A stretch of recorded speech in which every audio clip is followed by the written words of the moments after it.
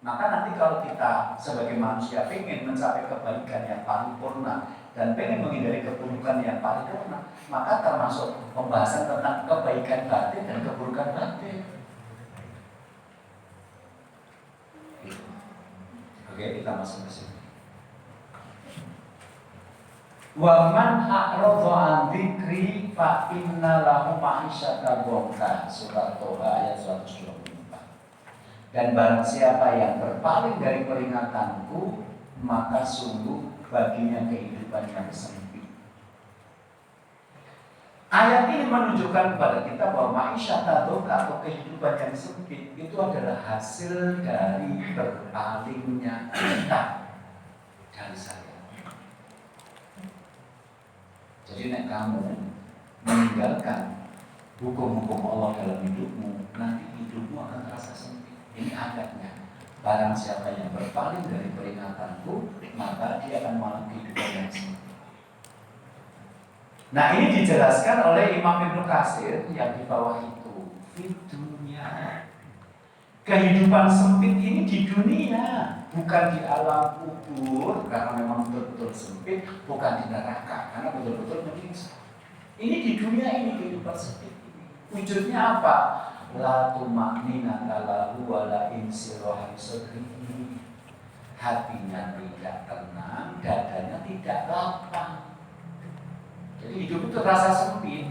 Itu di dunia ini wujudnya adalah hati yang tidak tenang dan dada yang tidak lapang. Perhatikan, wa in tana'ama dhahiruhu, meskipun secara lahiriah dia orang yang berkenikmatan. Jadi sempit itu adanya tidak ada di dalam hati. Secara lahiriah dia orang yang penuh dengan kenikmatan. La bisa masya'a, akala masya'a, wa sakan haitusya. Wujud dari lahiriahnya menyenangkan atau penuh dengan kenikmatan adalah dia memakai baju yang dia inginkan.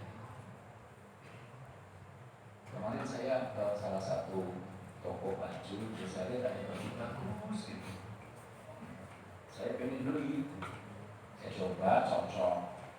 Terus saya tanya, ini harganya berapa? 799.900. Pamer saya sih. Berapa HP harganya 800 saya. Itu 190 sama 100 lah. 800 saya kurang saya berarti akhirnya 2.000. Kan 200 udah mulai HP gitu loh. Terus saya tidak pikir cuma 200 gitu. 200 itu ya cocok lah. Ternyata 800.000 belum kasih gitu. Tapi kan nampak, nek ini kan tambah bagus. Minimal kambingnya bagus kan. Mau ada pakai itu tetap itu bisa lihat. Tapi udah semuanya, nek guru sing lagi ya kan bakti itu gaji 1,5 bulan. Makan enak itu tidak semua orang berkesempatan. Siapa di antara jenengan yang alhamdulillah kalau bisa pagi makan, siang makan, sore makan seperti yang direncanakan. Saya pengen paginya soto gading, saya pengen siangnya tempe batia, dan saya pengen malamnya sekolah solemu. Ada nggak yang kayak gitu terjadi betul dalam hidup Anda? Nah iya, selamat. Kan di antara kita kan kadang-kadang cuma tempe sama sayur asam itu, banyak kerupuk, karena di kanan ada rasa. Rata-rata kita kan dijamin makan terpaksa yang disediakan istri, bukan yang kita inginkan. Bahkan yang kita inginkan dari istri aja juga belum kesampaian kan? Jadi lahiriahnya apalah bisa masak, dia pakai baju yang dia inginkan. Akal masak, dia makan yang dia inginkan. Puasakan yang dia tinggal di perumahan yang dia inginkan. Tapi orang-orang dengan penampilan seperti makannya sudah wisata kuliner, baju sudah seperti yang diharapkan, kemudian dia tinggal di perumahan yang dia inginkan, itu bisa menjadi kehidupan yang sempit kalau dia berpaling dari Allah. Dan kesempitan itu wujudnya adalah bukan pada makanan, bukan pada pakaian, bukan pada tempat tinggal, tapi dalam hati yang tidak tenang dan dalam dada yang tidak lapang. Artinya kok masalah sepele-sepele wae marai padu. Pak, aku juga dengan pasar kok. Saya tak keren, cepat mau aku saat susu. Yo. Bapaknya keluarkan motor, sudah dipanasi. Ayo Mas Chris, yo, enak tuh. Kenapa? Karena perempuan itu tidak berani keluar rumah kalau tidak melihat penampilannya rapi. Bahasa Arabnya perempuan itu tapi tidak dibaca make-up, artinya cermin.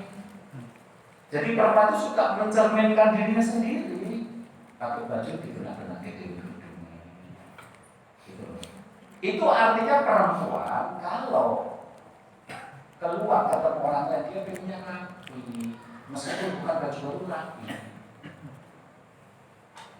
Ya, jadi kalau Anda ketemu sama perempuan yang tidak rapi langsung ngomong, masakan bujumu ya, menolak. Bujumu orang gimana mulia? Jelas gampang, karena perempuan itu marah itu mereka. Dan bahasa Arab itu kalau kata-katanya sama, itu artinya kemiripan seperti kata kemarin dikatakan. Akhlak itu berhubungan dengan Allah. Kenapa? Ya karena kata akhlak itu dari kata kholaqa, menciptakan. Dari kata menciptakan ada kholiq, pencipta, ada makhluk yang diciptakan, ada khuluq, akhlak. Satu, banyak namanya akhlak. Maka kembali kita katakan akhlak itu adalah attitude atau karakter seseorang yang berhubungan dengan Allah, dengan agama. Jadi standarnya agama. Kalau akhlak, kalau tidak berdasarkan agama nanti budi pekerti, etika, sopan santun, tata krama, norma itu. Tapi kalau urusan dengan agama, jadi akhlak ini bersesuaian dengan Quran dan hadis. Nah, kemudian si bapak ini karena ambisinya nggak keluar, dia lupa bahwa perempuan itu mau keluar rumah tetap dandan dhisik. Wong dijak mangan bakso, bar maghrib peteng-peteng ya sempat nang benges iki jane sapa to. Tapi kita kan bakso bingung, ngomong kok bakso tanpa masak sup benges iki piye to. Tapi begitulah perempuan. Dan saya mewakili suami-suami yang punya, sebenarnya kami itu nggak apa-apa kok ibu dan itu nggak apa-apa. Yang penting tidak keluar itu tampak 10 tahun lebih muda. Dengan ukuran bengesan, makanya kalau ada jenengan sih nomor terakhir menurut. Karena itu standar kok bisa menutup waktu baik, kami mana orang sih nunggu. Ayo, yo terus sama menutup Pak. Sekali menutupi motornya harus dipakai. Ujungnya boleh bapak isnya kamar. Ras itu ada nggak kerjanya pasang. Namanya rumah tangga yang sempit hidupnya. Bermasalah koyo menubari padu. Ibu-ibu nyuruh anaknya mandi berangkat sekolah.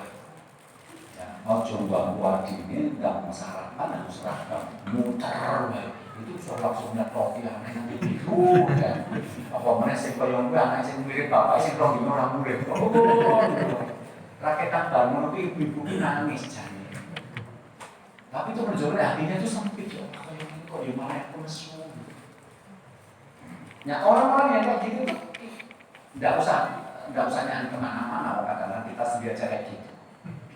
Dan biasanya suasana itu terjadi ketika kita berbuat maksiat, nggak tenang. Coba perhatikan.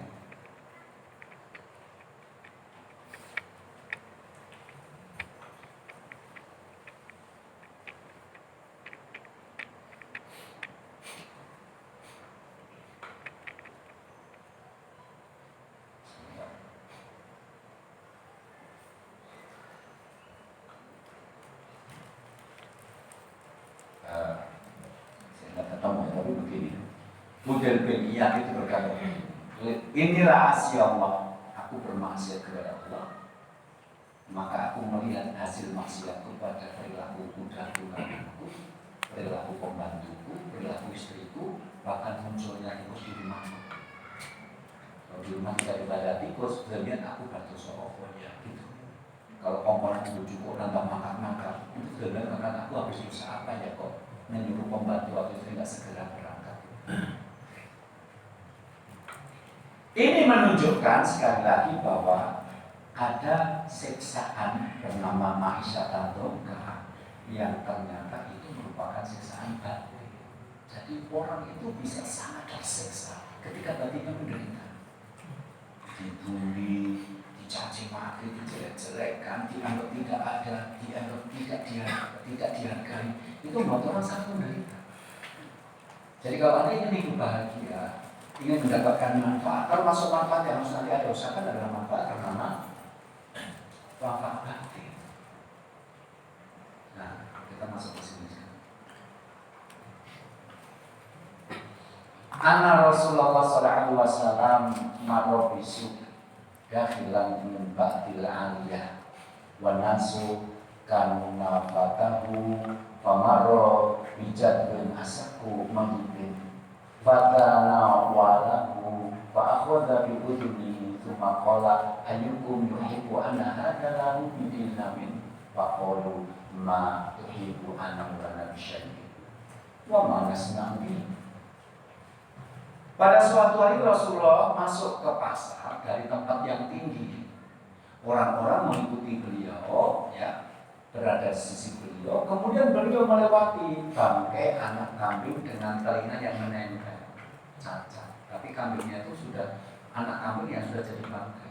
Tapi ini kejadiannya di Arab ya, di padang pasir, jadi nggak banyak banyu gitu, mungkin kering.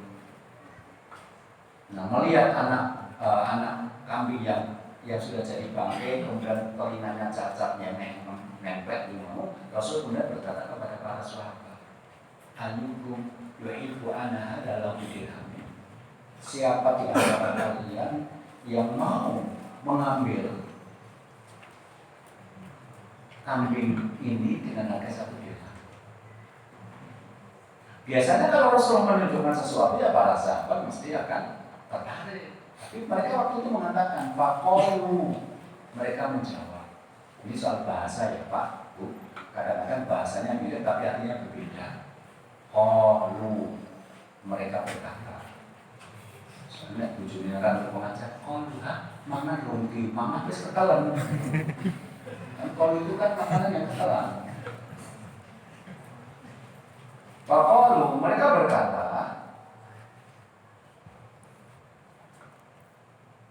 ma nuhibbu annahu lana bisyai'in. Kami nggak mau punya barang seperti itu dengan menggantinya dengan uang, meskipun masa kecil kami nggak mau. Apa yang bisa kami perbuat dengan kambing seperti ini? Ya, terjadi penolakan. Akhirnya Rasul mengatakan, atuhibbuna annahu lakum? Apakah ada di antara kalian yang mau menerima ini gratis, majana, free?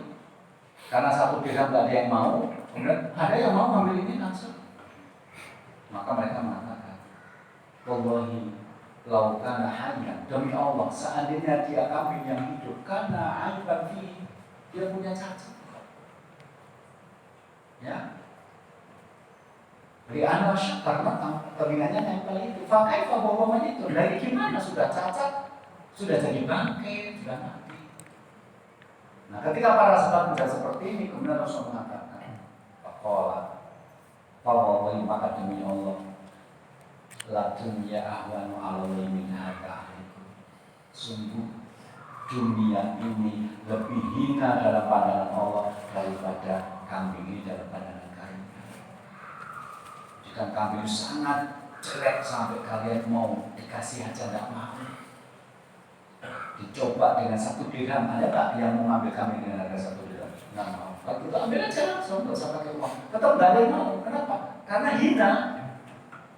Nah, setelah mereka mengatakan ini, Rasul mengatakan demi Allah, dunia ini lebih hina dalam pandangan Allah daripada kambing dalam pandangan kalian. Maksudnya, kalau tadi kita bicara hidup itu mencari nikmat dan menghindari adab, mencari yang baik, menghindari yang buruk, mencari manfaat, menghindari madharat, termasuk juga kita masukkan ini adalah manfaat dunia akhirat. Jadi bukan manfaat badan, tapi juga manfaat batin. Bukan cuma manfaat dunia, tapi juga manfaat akhirat. Kenapa? Karena ternyata dunia itu dalam pandangan Allah tidak ada nilainya, lebih hina daripada kamu memandang bangkai kambing ini. Jadi kadang-kadang kita juga nggak bisa mikir ya, kenapa sih hanya gara-gara urusan dunia, persahabatan yang sudah sekian lama hancur. Ada teman yang dulu usaha bareng dari nol, saling bahu-bahu, baik, begitu sekarang bisnisnya jalan, malah takar-takar. Bermasalah dunia, nanti kirim ke yang coba perhatikan ini.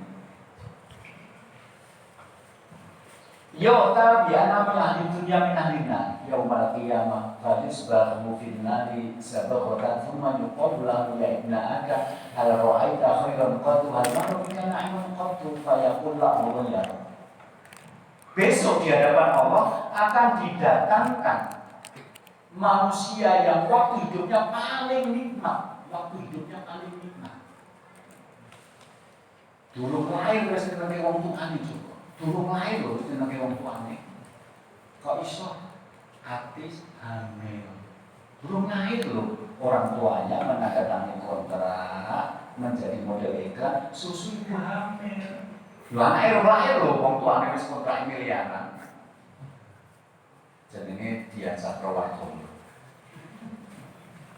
Begitu nanti lahir langsung kontrak dilanjutkan, rambut sampo bayi, sabun bayi, minyak telon. Anak itu bisa loh, bahwa ini kontraknya miliaran.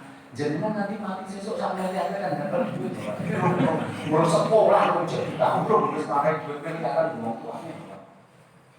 Jadi orang yang paling nikmat di dunia, jelas bukan ini paling nikmat di dunia. Jelas bukan hadis itu kan. Tapi dia menjadi min ahli nar, dia menjadi calon penghuni neraka. Maka dia dicelupkan di neraka 1 kali celupan. Kemudian Allah bertanya kepadanya, apakah kamu pernah merasakan kenikmatan? Apakah kamu pernah melihat sebuah keindahan? Maka dia mengatakan, demi Allah, saya belum pernah melihat kenikmatan dan merasakan kelezatan. Belum tahu rasanya. Ada di sini paling pena. Setelah itu Yuta bi asyati nasi fid dunya min ahli jannah, didatangkan di hadapan Allah manusia yang waktu dia paling menderita.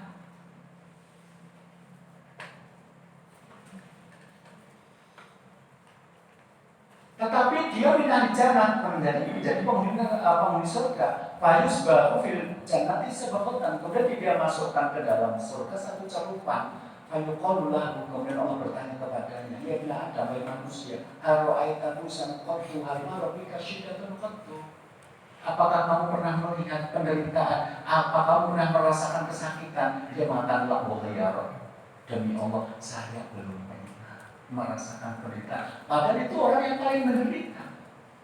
Jadi penderitaan di dunia seumur hidup dari lahir sampai mati, begitu dicelupkan surga 1 celupan sudah lupa rasanya. Kenikmatan dari lahir sampai mati di dunia, begitu celupkan dan neraka 1 celupan sudah lupa rasanya.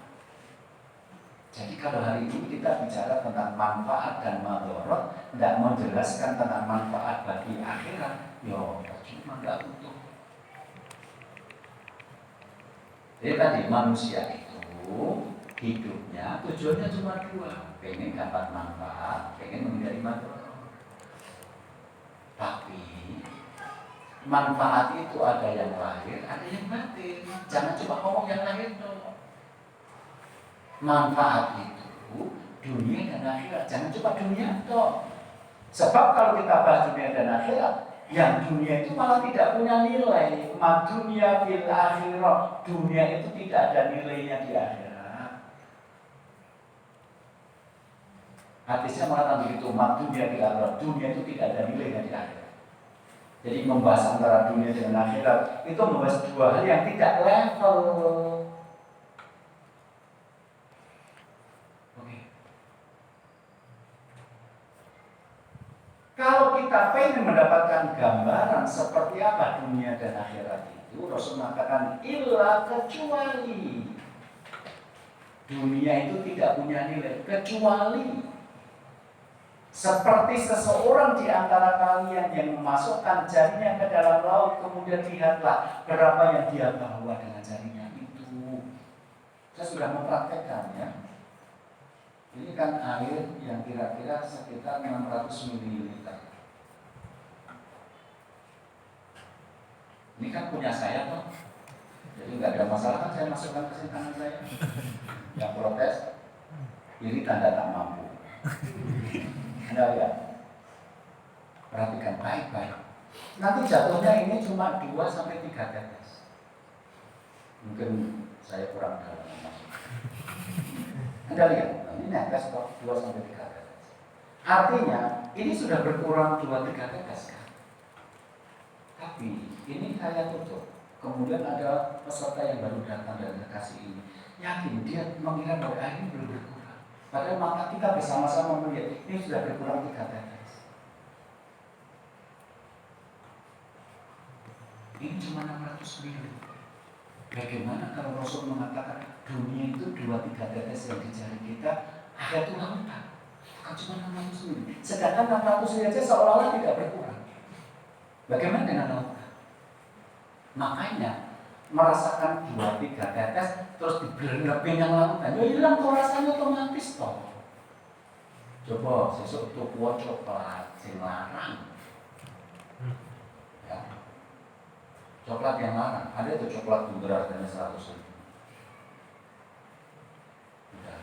Terus Anda ngambil sendok sini, Anda rasakan, Anda sampai merem-merem gitu, ya Allah enak ini.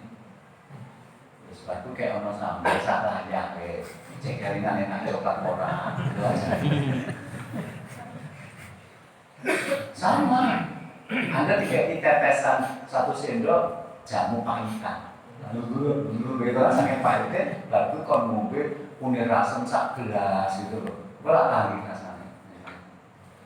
Jadi dunia itu apa sih? Sampai kita sedemikian jahatnya kepada orang lain, sampai demikian kita tidak jujur sama pasangan sendiri, sampai kita mengorbankan persahabatan kita. Apa sih yang kamu cari? Oh cuma 2-3 tetes dan kamu lupakan lautan. Sampai kemudian Allah mengatakan dalam ayat ini, la yastawi ashabun nari wa ashabul jannati faizun. Tidak sama orang yang menjadi penghuni neraka dan menjadi penghuni surga. Orang menjadi penghuni surga itulah yang benar-benar beruntung. Jadi nanti kalau kita bahas tentang manfaat dan madharat, tidak bahas tentang akhirat, lah ya kamu cuma perlu 2-3 tetes. 2-3 tetes itu kalau dalam bahasanya umur adalah akmal umat imai bayna sitin wa sab'in. Umur umat itu antara 60 sampai 70 tahun dibandingkan dengan yang abadi. Jadi 60-70 tahun itu cuma jadi 2-3 tetes dibandingkan dengan yang abadi yang selamanya. Padahal 60 tahun itu juga, 60-70 itu juga tidak kita nikmati full dari kecil sampai besar. Rata-rata kita juga sekolah, lulus kuliah, 23, 24. Ya udah langsung untuk kalian. Kalian ya paling pakai apa makan dulu atau training dulu. Anda nanti bisa punya rumah, bisa punya mobil. Rata-rata di atas umur 35 tahun. Siapa di sini yang sampai sekarang umur 40 tahun belum punya rumah?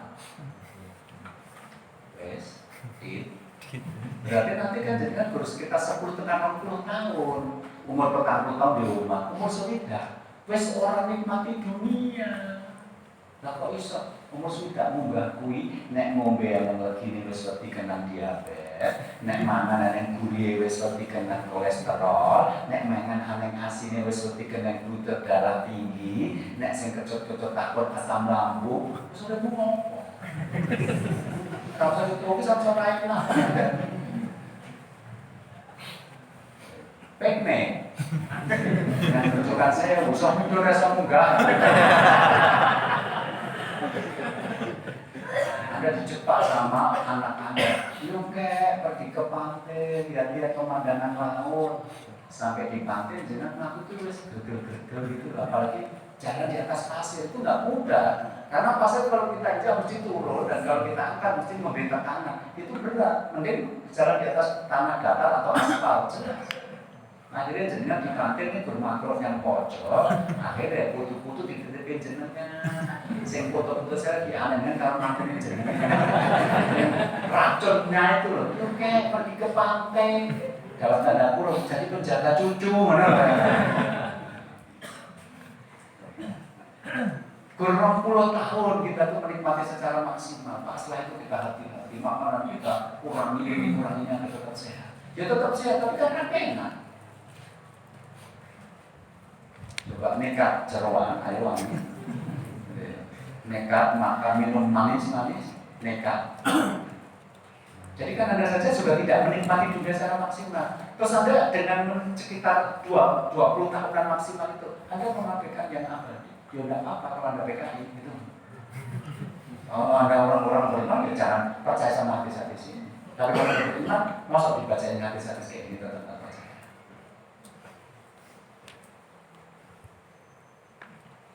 Oke. Sekarang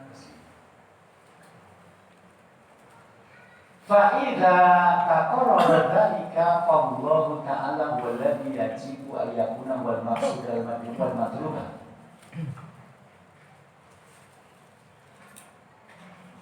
وَهُوَ الْمُعِينُ عَلَى حُصُولِ ذَلِكَ وَعُبُودِيَّةُ مَا سِوَاهُ وَالِالْتِفَاتُ إِلَيْهِ وَالتَّعَلُّقُ بِهِ هُوَ الْمَطْلُوبُ وَاللَّهُ هُوَ الْمُعِينُ عَلَى دَفْعِهِ وَهُوَ سُبْحَانَهُ أَعْجَمُ لِهَذِهِ الْأُمُورِ الْأَرْبَعَةِ دُونَ مَا سِوَاهُ وهو المعين وهو المعبود المحبوب المراد وهو المعين لعبده على وصول إليه وعبادته له.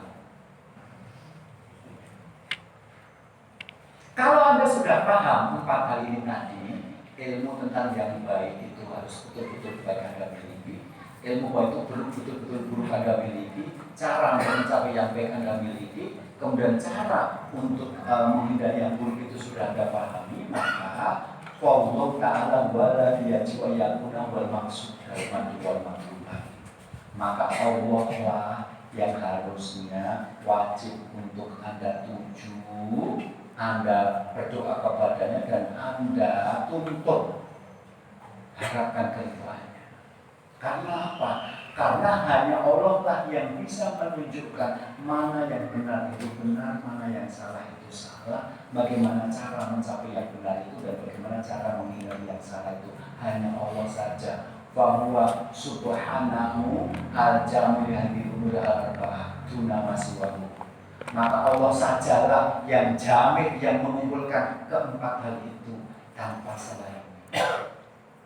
Jadi hanya Allah. Tadi katakan kamu bisa jadi membenci sesuatu pada kamu baik, bisa jadi kamu menyukai sesuatu pada itu buruk. Ditambah dengan kalimat wallahu ya'lamu wa antum la ta'lamun. Allah lah yang tahu, bukan kamu. Atau ayat ini, ya, al-haqqu min rabbika fala takunanna minal mumtarin. Kebenaran adalah yang datang dari Rabbmu, maka jangan kamu termasuk orang yang ragu. Intinya di situ.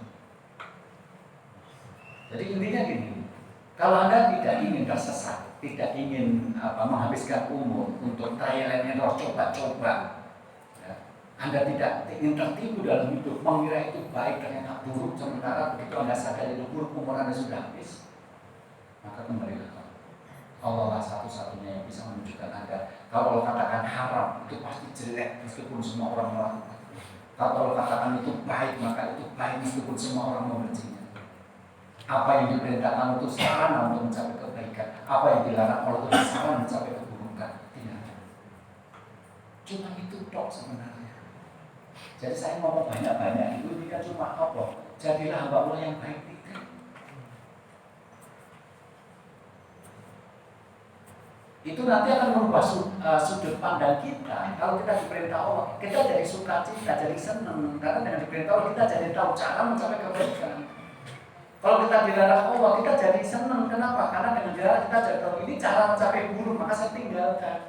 Agar tidak terjebak kepada keburukan. Jadi kalau kita orang Islam malah curiga kepada syariat sendiri, Anda mau apa sih sebenarnya? Ditunjukkan yang baik tidak dikerjakan, dilarang malah dibantah. Saya ketemu orang-orang yang dinasihati, lebih panggil banget. Nanti ujung-ujungnya setelah sekian tahun dia menerima buahnya. Baru nangis-nangis datang minta maaf, ya Allah Ustaz. Tapi ya coba memperhatikan dan dia barang ya. Jadi hanya Allah yang bisa menunjukkan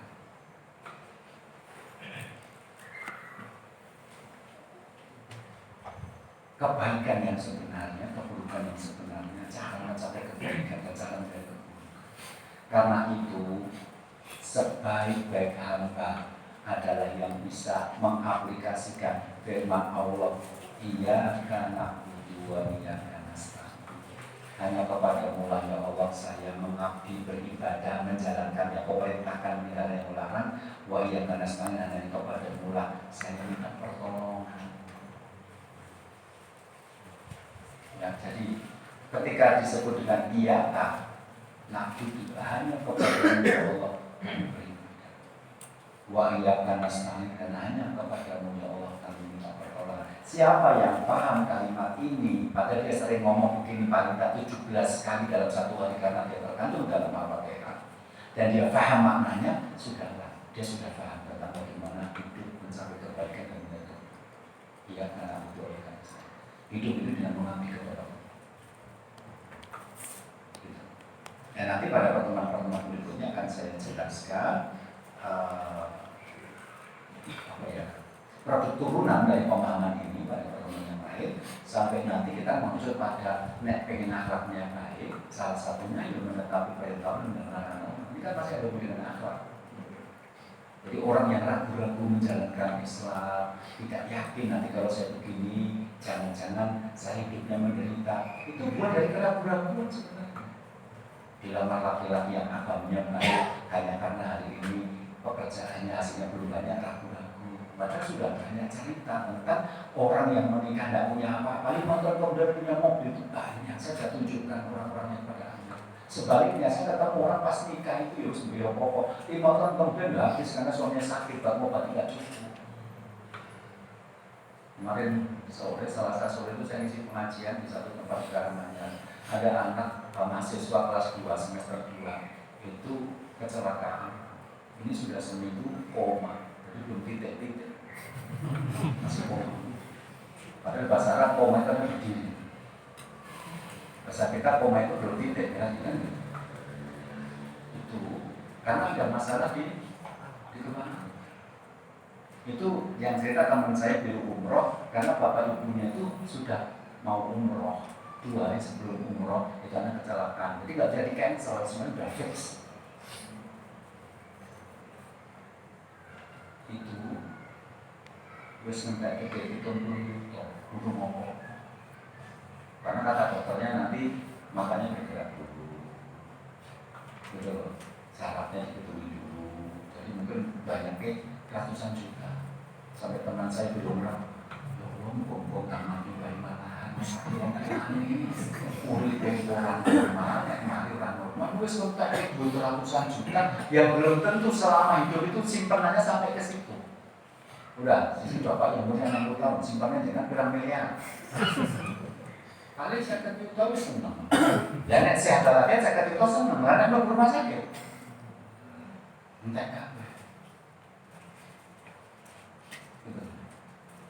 Ya, jadi nanti kita lanjutkan pada pertemuan yang akan datang tentang produk turun dari memahami ini agar kita tidak menjadi orang yang ragu, karena aslinya yang ragu-ragu itu justru yang nanti hidupnya terjebak kepada tidak yakin, hanya malah tidak tenang. Mudah-mudahan bermanfaat. Kita tutup kajian pada malam hari ini.